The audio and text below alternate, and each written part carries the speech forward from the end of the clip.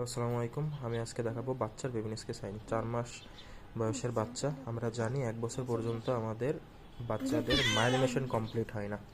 এখানে ইনকমপ্লিট মাইলিনেশন থাকে। এই কারণে আমরা কি পাই? আপার মোটর নিউরোনেশনের সাইন পাই। এখানে নিউরোনেশন না, বাট এটা ফিজিওলজিক্যাল সাইন, ঠিক আছে?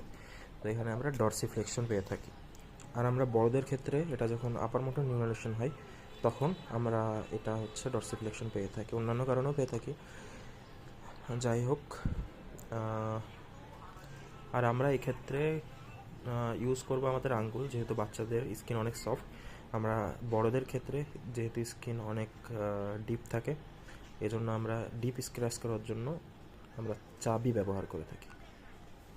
এখানে আমরা প্রথমে বাবুর পাটা নিব। বাবুর পাটা নিয়ে আমরা আঙ্গুল দিয়ে এই dorsiflexion of the great toe and fanning out of the other toe. শেষ।